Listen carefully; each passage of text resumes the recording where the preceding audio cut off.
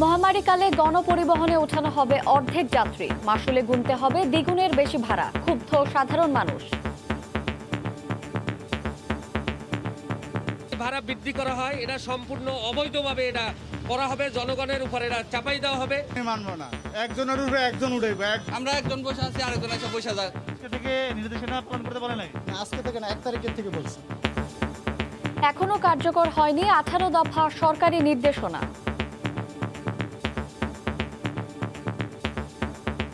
ছুটির দিনে নমুনা পরীক্ষা দিতে এসে চরম ভোগান্তি।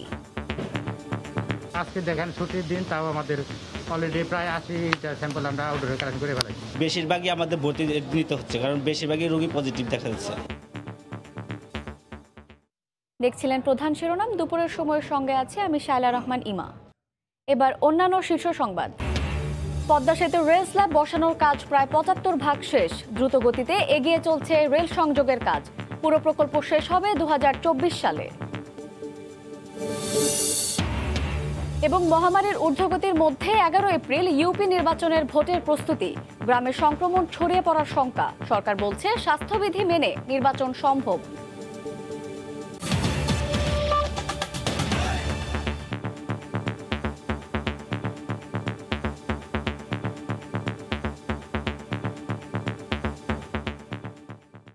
করোনা সংক্রমণের ঊর্ধ্বগতিতে সরকারের নির্দেশনা মানার অজুহাতে গণপরিবহনে ফের বাড়ানো হলো ভাড়া।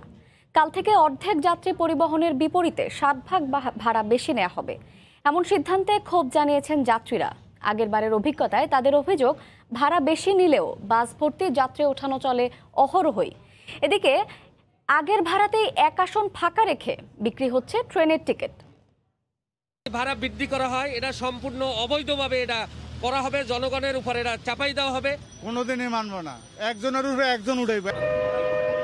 সম্প্রতি আবার করোনা পরিস্থিতি প্রকট হওয়ায় গণপরিবহনে অর্ধেক যাত্রী নেয়ার নির্দেশ দেয় সরকার। তবে এবারও সেই একই পথে হেঁটেছেন গণপরিবহন মালিকরা, যা মেনে নিয়ে মঙ্গলবার গণপরিবহনে অর্ধেক যাত্রী নেয়ার শর্তে পুনরায় 60% ভাড়া বাড়ানোর অনুমোদন দিয়েছে সড়ক পরিবহন মন্ত্রণালয়। সরকারের এমন সিদ্ধান্তে ক্ষুব্ধ প্রতিক্রিয়া জানান যাত্রীরা। করোনাকালে ভাড়া বৃদ্ধিকে বাড়তি চাপ উল্লেখ করে এমন সিদ্ধান্তে তীব্র ক্ষোভ জানিয়েছেন যাত্রীরা। সরকারের নির্দেশনা না মেনেই পরিবহনগুলো বাড়তি ভাড়া নেবে বলেও শঙ্কা তাদের। ওনারা যদি প্রতি সিটে একজন করে নিত, আমরা তো একজনই বসতাম। এখন ওনারা তো ওই নিয়ম মানতেছেন। এদিকে গণপরিবহনে গাদাগাদি করে যাত্রী তোলার পাশাপাশি উপেক্ষিত রয়েছে স্বাস্থ্যবিধিও। ছুটির দিনেও ঢাকা, চট্টগ্রাম ও সিলেট সহ বেশিরভাগ জায়গায় দেখা যায় একই চিত্র। না, এখন আমাদের বলে নাই, তো এখন বলার কারণে এখন আমরা নতুন করে যদি আমাদের গাজীপুর যাবো, তারা যদি আমাকে দেয় তাহলে আমরা একজন করে ডবল করে দিলে আমরা অবশ্যই সরকারের নির্দেশনা মানব। এদিকে এক আসন ফাঁকা রেখে চলবে আন্তনগর, মেইল ও কমিউটার ট্রেন। এখানে নেই ভাড়া বাড়ানোর মহোৎসব। তবে আগাম টিকিট বিক্রি করা ট্রেন চলবে আগের নিয়মেই। মাহমুদ রাকিব, সময় সংবাদ, ঢাকা। এ বিষয়ে বিস্তারিত জানাতে রাজধানীর ফার্মগেটে আছেন রিপোর্টার মাহমুদ রাকিব এবং সিলেটের বন্দরবাজার এলাকায় আছেন সহকর্মী ইকরামুল কবির। সরাসরি চলে যাব তাদের কাছে। প্রথমেই যাচ্ছি রাকিবের কাছে। রাকিব, মূলত নতুন যে নিয়মটি করা হয়েছে, আগামীকাল থেকে আবারও গণপরিবহনের 60% ভাড়া বাড়ানোর, এটি নিয়ে কিন্তু যাত্রীরা প্রচণ্ড ক্ষুব্ধ প্রতিক্রিয়া ব্যক্ত করছেন, যা আপনি সংবাদে দেখছিলেন। মূলত বিষয়টি হলো যে যাত্রী সংখ্যা 50% কমবে আর ভাড়া বাড়বে 60%। এখানেও কিন্তু একটি ফাঁকি রয়েছে, অর্থাৎ যাত্রী সংখ্যা যতটুকু কমছে তার চেয়ে কিন্তু 10% ভাড়া বেশি বাড়ছে। আবার এখানে যদি শঙ্কার বিষয়, যাত্রীরা বলছেন যে আগামীকাল থেকে কিন্তু ঠিকই সড়ক পরিবহন মন্ত্রী ওবায়দুল কাদেরের সিদ্ধান্ত যেটি তিনি বাস্তবায়নের কথা ঘোষণা করেছেন, সে অনুযায়ী নিশ্চিতভাবেই সব গণপরিবহনে 60% ভাড়া বাড়ানোর কিন্তু সিদ্ধান্ত কার্যকর হবে।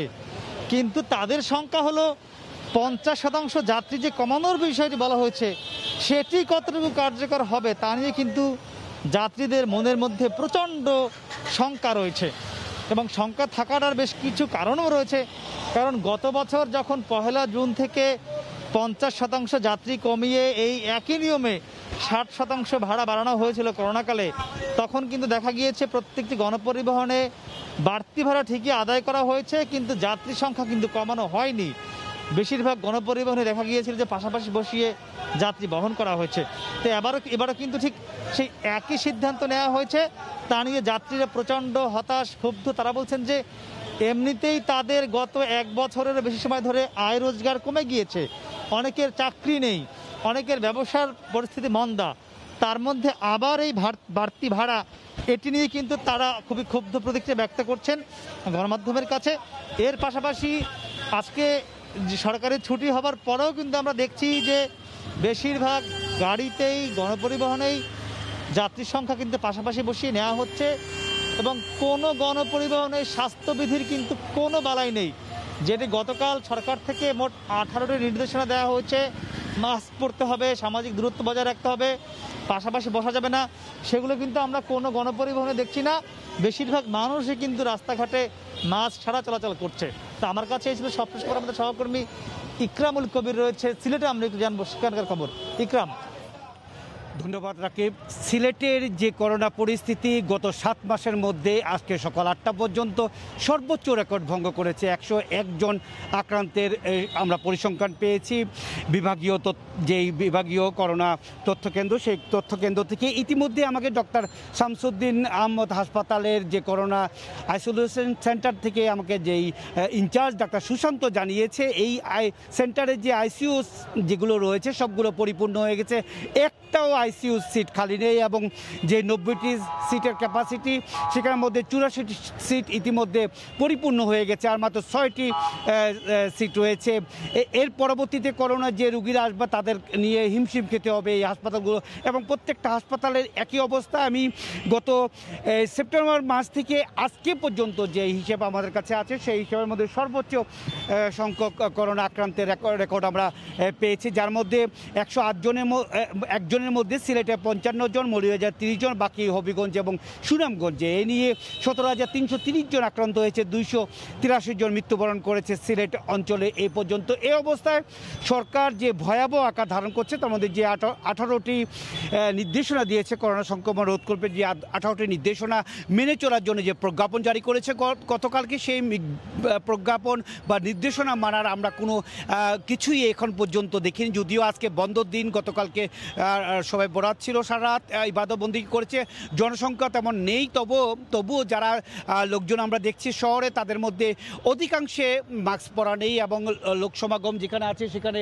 ঠিকই দেখা গিয়েছে। এবং সিলেটে বলে রাখা প্রয়োজন, 2টি মেলা চলছে, যদিও সেই নির্দেশনার মধ্যে 18 যে নির্দেশনা রয়েছে, 18 নির্দেশনার মধ্যে 4 নম্বর নির্দেশনা রয়েছে, পর্যটন কেন্দ্রগুলোতে কোনো লোক সমাগম করা যাবে না এবং কোনো মেলা বা লোক সমাগম করা যাবে না। সেখানে সিলেটে যে 2টি মেলা চলছে সেই 2টি মেলার ব্যাপারে এখন পর্যন্ত প্রশাসনিক কোনো সিদ্ধান্ত দেওয়া হয়নি, এই মেলা দুটো চলবে না বন্ধ হবে। এই অবস্থার মধ্যে করোনা পরিস্থিতি ভয়াবহ আকার ধারণ করছে। এই অবস্থা থেকে জনগণের মুক্তির জন্য সরকার ব্যবস্থা নিয়েছে, 18টি নির্দেশনা দিয়েছে এবং 18টি নির্দেশনা মেনে চলার জন্য স্বাস্থ্য বিভাগ জনগণের প্রতি আহ্বান জানিয়েছেন। এই আহ্বানের বা এই নির্দেশনা মানার কোনো বিকল্প নেই বলে সরকার জানিয়েছেন এবং স্বাস্থ্য বিভাগ জানিয়েছে। মোটামুটি এই ছিল সিলেটের যে করোনা পরিস্থিতি ভয়াবহ আকার ধারণ করছে তার সর্বশেষ খবর। করোনা পরিস্থিতির সবশেষ খবর এবং সরকারের নির্দেশনার সবশেষ খবর জানাচ্ছিলেন আমাদের সঙ্গে ইকরামুল কবির সিলেট থেকে, এবং তার আগে আমাদের সঙ্গে যুক্ত ছিলেন রাজধানীর মহাখালী বাস টার্মিনাল থেকে মাহমুদ রাকিব। এদিকে ছুটির দিনেও রাজধানীর কোভিড হাসপাতালগুলোতে করোনা টেস্ট করাতে আসা রোগীদের দীর্ঘ লাইন দেখা গেছে। সকাল থেকে নগরের কুর্মিটোলা হাসপাতালে দেখা যায় করোনা টেস্ট করার লম্বা লাইন। হাসপাতাল সূত্র জানায়, কুর্মিটোলায় সিটের তুলনায় প্রায় দ্বিগুণ রোগী বর্তমানে ভর্তি রয়েছে। এছাড়া প্রতিদিনই সক্ষমতার চেয়ে তাদের অনেক বেশি পরীক্ষা করাতে হচ্ছে। কুর্মিটোলা হাসপাতালে পরীক্ষা করাতে আসা মানুষের মধ্যে প্রায় 40%ই করোনা পজিটিভ পাওয়া গেছে বলে জানান হাসপাতাল কর্তৃপক্ষ। এমনকি গত বছর যখন করোনা পরিস্থিতি সবচেয়ে খারাপ অবস্থায় ছিল, এখন তার চেয়েও খারাপের দিকে যাচ্ছে বলে শঙ্কা প্রকাশ করেন তারা। সবচেয়ে ভালো রেগুলার কথা বলে কোনো না না, এটা তো ছোট স্কুল, বড় স্কুলে তো বলতে পারবো না। গতবারের মানে আমাদের শুরুর চেয়ে এখন একটু রোগীর চাপ এবং সংখ্যা আগের চেয়ে একটু বেশি এবং রোগী ভর্তিও হয় বেশি এবং রোগীর যে জটিলতা এটা গতবারের চেয়ে এবার একটু ভিন্ন।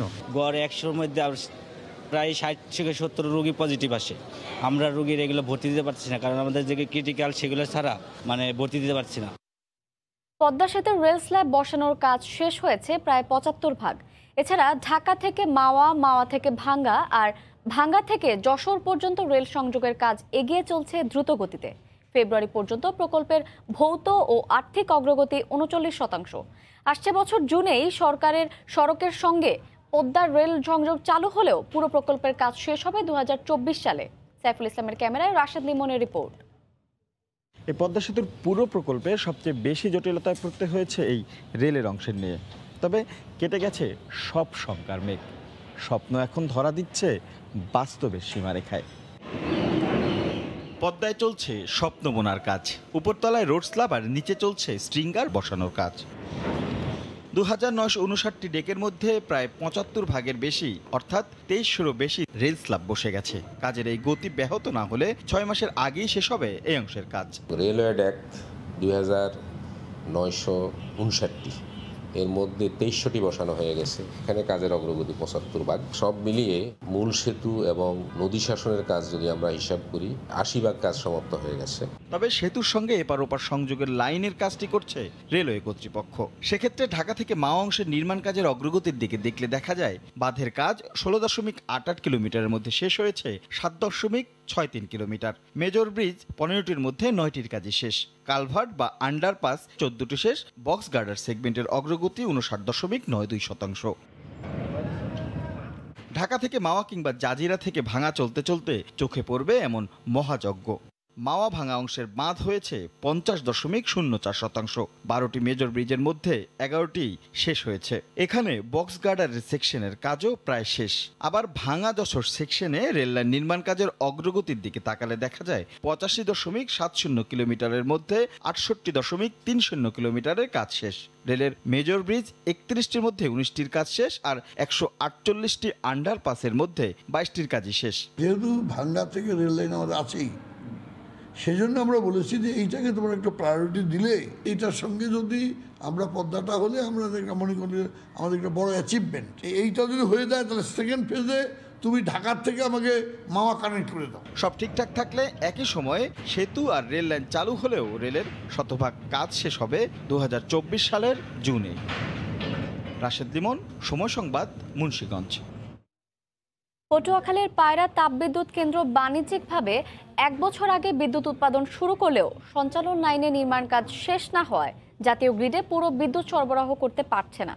সংশ্লিষ্টরা বলছেন চলতি বছরের মধ্যে সঞ্চালন লাইনে নির্মাণ কাজ শেষ হবে। কর্তৃপক্ষের আশা শিগগিরই প্রধানমন্ত্রী শেখ হাসিনা এর আনুষ্ঠানিক উদ্বোধন করবেন। সুজন দামের ছবি ও মোহাম্মদ মনির হোসেন বাদলের তথ্য নিয়ে রিপোর্ট। পটুয়াখালীর পায়রা দেশের বৃহত্তম 1320 মেগাওয়াট কয়লাভিত্তিক তাপ বিদ্যুৎ কেন্দ্র। পুরো বিদ্যুৎ উৎপাদনে সক্ষম হলেও সঞ্চালন লাইনের কাজ শেষ না হওয়ায় গত বছর থেকে মাত্র অর্ধেক সরবরাহ করতে পারছে। বাংলাদেশ চায়না পাওয়ার কোম্পানি লিমিটেড বিদ্যুৎ কেন্দ্রটি নির্মাণ করেছে। 1000 একর জমির উপর নির্মিত তাপ বিদ্যুৎ কেন্দ্রের উৎপাদনের জন্য দৈনিক 13,000 মেট্রিক টন কয়লা ব্যবহার হচ্ছে। প্রয়োজনীয় কয়লা ইন্দোনেশিয়া ও অস্ট্রেলিয়া থেকে সরাসরি বন্দরের নিজস্ব টার্মিনালে ভিড়ছে। তাপবিদ্যুৎ কেন্দ্রটিতে পরিবেশ বান্ধব আলট্রা সুপার ক্রিটিক্যাল টেকনোলজি ব্যবহার করা হয়েছে। গ্রিডের অপ্রতুলতা, টেম্পোরারি সাবস্টেশনের মাধ্যমে আমরা একটা ইউনিটের বিদ্যুৎ প্রবাহিত করতে পারছি এবং আরেকটা ইউনিট সবসময় স্ট্যান্ড বাই আছে।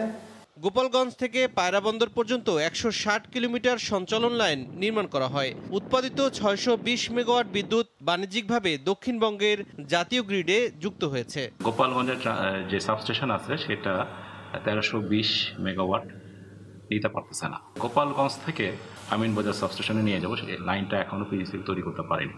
এই লাইনটা যখন তৈরি হয়ে যাবে তখন আমরা আমাদের যে সক্ষমতা পুরোটাই আমরা দিতে পারবো। দুটো পাওয়ার প্ল্যান্ট থেকে জাতীয় গ্রিডে বিদ্যুৎ দিতে প্রস্তুত এখন। গত বছরের 8ই ডিসেম্বর আমাদের যে দ্বিতীয় ইউনিটটা সেটাও জাতীয় গ্রিডে বাণিজ্যিকভাবে বিদ্যুৎ দিতে সক্ষম হয়েছে। সো এখন আমরা বলতে পারবো যে আমাদের এই পায়রা 1320 মেগাওয়াট পাওয়ার প্ল্যান্টটা পুরোপুরিভাবেই 2টা ইউনিট জাতীয় গ্রিডে বিদ্যুৎ দিতে সক্ষম। 2016 সালের 14 অক্টোবর প্রধানমন্ত্রী শেখ হাসিনা পটুয়াখালীর কলাপাড়া উপজেলার ধানখালীতে পায়রা 1320 মেগাওয়াট তাপ বিদ্যুৎ কেন্দ্র নির্মাণ কাজের ভিত্তিপ্রস্তর স্থাপন করেন। 12,284 কোটি টাকা ব্যয়ের এ প্রকল্পের ব্যয় 80% ঋণ দিয়েছে চীনের এক্সিম ব্যাংক ও চায়না ডেভেলপমেন্ট ব্যাংক। সময় সংবাদ, পটুয়াখালী। আবারও করোনা প্রসঙ্গ। করোনা সংক্রমণ বেড়ে যাওয়ায় বিদেশ ফেরত যাত্রীদের প্রাতিষ্ঠানিক কোয়ারেন্টাইন বাধ্যতামূলক করেছে সরকার।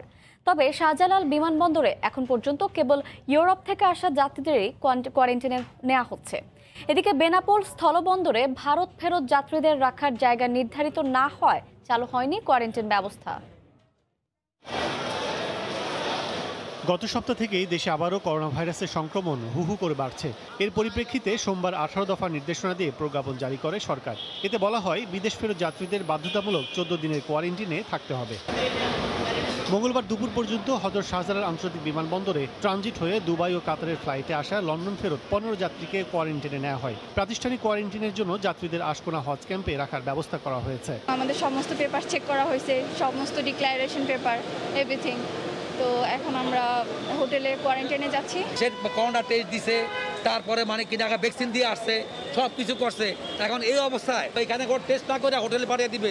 ইউরোপ ছাড়া অন্য দেশ থেকে আসা যাত্রীদের হোম কোয়ারেন্টিনে থাকতে হবে বলে জানান বিমানবন্দর পরিচালক। ইউরোপিয়ান কান্ট্রিজ এবং ইউকে ছাড়া অন্য যে কোনো কান্ট্রি থেকে আসলে পিসিআর টেস্ট কোভিড-19 সার্টিফিকেট বাধ্যতামূলক এবং এই সার্টিফিকেট দেখার সাপেক্ষে তাদেরকে 14 ডেজ হোম কোয়ারেন্টাইন পাঠানো হবে।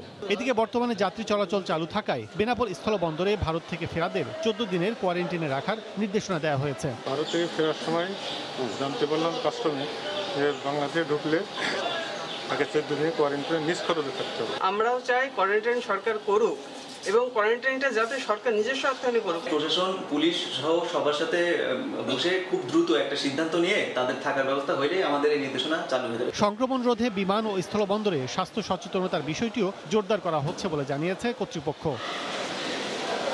কাজল আব্দুল্লাহ, সময় সংবাদ, ঢাকা। করোনার প্রাদুর্ভাব বেড়ে যাওয়ার পর সরকারি প্রজ্ঞাপনের সব ধরনের জনসমাগম সীমিত, কিন্তু এর মধ্যেই আয়োজন চলছে আগামী 11 এপ্রিল দেশের 371টি ইউনিয়ন পরিষদে ভোট গ্রহণের। স্বাস্থ্য বিশেষজ্ঞদের আশঙ্কা এতে গ্রামগুলোতেও সংক্রমণ ছড়িয়ে পড়বে। ভোট না হওয়ার পক্ষে মত নির্বাচন বিশেষজ্ঞদেরও। তবে বিদেশের উদাহরণ টেনে সরকার বলছে স্বাস্থ্যবিধি মেনে নির্বাচন করা সম্ভব। এহসান জুয়েলের রিপোর্ট। করোনায় সংক্রমণ ও মৃত্যু হঠাৎ হু করে বেড়ে যাওয়ায় এর মধ্যেই সব ধরনের জনসমাগম বন্ধ করার ঘোষণা দিয়েছে সরকার। সোমবার জারি করা প্রজ্ঞাপনে দেশের সব ধরনের সামাজিক রাজনৈতিক কর্মসূচি সীমিত করার ঘোষণা দেওয়া হয়। এর মধ্যে আগামী 11 এপ্রিল দেশের 19 জেলার 64 উপজেলায় 371টি এলাকায় ইউনিয়ন পরিষদ নির্বাচন হওয়ার কথা রয়েছে। একই সময়ে ষষ্ঠ ধাপের 11টি পৌরসভা এবং লক্ষ্মীপুর 2 আসনের উপনির্বাচন হওয়ার কথাও রয়েছে। নির্বাচনী কর্মসূচির মাধ্যমে সংক্রমণ আরও বাড়ার আশঙ্কা স্বাস্থ্য সংশ্লিষ্টদের। আর নির্বাচন বিশেষজ্ঞরা মনে করেন বর্তমান পরিস্থিতি বিবেচনায় নির্বাচনের পুনঃতফসিল ঘোষণার সুযোগ আছে। সংক্রমণের উত্তুঙ্গ যে সময়টা সেখানে যদি এই ইউনিয়ন পরিষদ নির্বাচন করি তাহলে সংক্রমণটা সেই গ্রামগুলোতে ছড়িয়ে যেতে পারে, যেটার যে পরিণাম হবে সেইটা আমাদের জন্য আসলে বহন করা খুব কঠিন হবে। সবকিছু মেনে নির্বাচনটা সম্পূর্ণ করা সম্ভব কিনা, এটা যদি সম্ভব না হয় তাহলে তো এটা রিশিডিউল করা উচিত বলে আমি নিজেই মনে করি। নির্বাচন কমিশনের সে অধিকার ক্ষমতা যা আছে নির্বাচন কমিশনেরই আছে। গত বছর দেশে করোনা সংক্রমণ ছড়িয়ে পড়ার পরও হয়েছে ঢাকা 10 সহ 3টি সংসদীয় আসনের উপনির্বাচন। স্থানীয় পর্যায়ের অনেক জায়গায় হয়েছে ভোট। স্বাস্থ্যবিধি মেনে এবারও ভোট গ্রহণ সম্ভব বলে মনে করছে সরকার। স্বাস্থ্যবিধি মেনে ভোটে ওখানে লাইনে দাঁড়াতে হবে এবং আমরা ওখানে বলে দেবো আমাদের কর্মকর্তারা যারা রয়েছেন ওখানে। আপনারা দেখেছেন যে বিশ্বের অন্যান্য জায়গাতেও ভোট হচ্ছে, আমাদের পার্শ্ববর্তী দেশে ভোট হচ্ছে। তবে শেষ পর্যন্ত 11 এপ্রিল ভোট গ্রহণ হবে কিনা চূড়ান্ত সিদ্ধান্ত নিতে আগামী 2-1 দিনের মধ্যে জরুরি বৈঠকে বসার কথা রয়েছে নির্বাচন কমিশনের। এহসান জুয়েল, সময় সংবাদ, ঢাকা। কালের পরিক্রমায় হারিয়ে গেছে ঐতিহ্যবাহী সব নৌকা। সময়ের পালা বদলে কাঠের তৈরি নৌকার স্থান দখল করেছে লোহা ও স্টিলের তৈরি যন্ত্রচালিত নৌযান। হারিয়ে যাওয়া নৌকার স্মৃতি ধরে রাখতে এরই মধ্যে দক্ষিণের জেলা বরগুনায় গড়ে তোলা হয়েছে একটি জাদুঘর। সংশ্লিষ্টরা বলছেন, নৌকা রক্ষায় নৌপথে ব্যবসা বাণিজ্যের প্রসারের পাশাপাশি পর্যটনের বিকাশ প্রয়োজন। এহসানুল হক শাওনের রিপোর্ট। মাঝি বায়া যাও রে অকুল দরিয়ার মাঠে আমার ভাঙা নাও। বাংলা নদীতে মাঝির নৌকা পাওয়ার দৃশ্য চিরন্তন। বাঙালির মানসপটে আকাশের ছবি ধীরে ধীরে যেন ম্লান হতে বসেছে। বরগুনার বাউলকার খেয়াঘাট এখনো আছে, পারাপারের ব্যস্ততা থাকলেও নেই আগের জৌলুস। ব্রিটিশ আমল থেকে আমার ব্যবসা ছাড়া খাওয়া পাইছে, হুঁসি ব্রিজ হইবে, এখন তো ব্রিজ হইলে আমাকে খাই থাকতে হইবে। লোহার তৈরি কিংবা শ্যালো ইঞ্জিন চালিত নৌকা ধীরে ধীরে দখল করে নিচ্ছে কাঠের নৌকার জায়গা। ঐতিহ্যবাহী এ নৌকা তৈরিতে খরচ বেশি হওয়ায় পিছিয়ে যাচ্ছেন মাঝিমাল্লারা। 70-এর দশকে ঢাকার ওপর দিয়ে বয়ে চলা বালু নদী দিয়ে নৌকায় পণ্য নিয়ে যেতেন ব্যবসায়ীরা।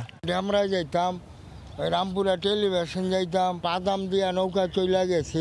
একসময় দেশে 150-ও বেশি ধরনের নৌকার প্রচলন ছিল, বিলুপ্ত হয়েছে 30-টিরও বেশি ধরন, বিলুপ্ত প্রায় আরও 20টি ধরন।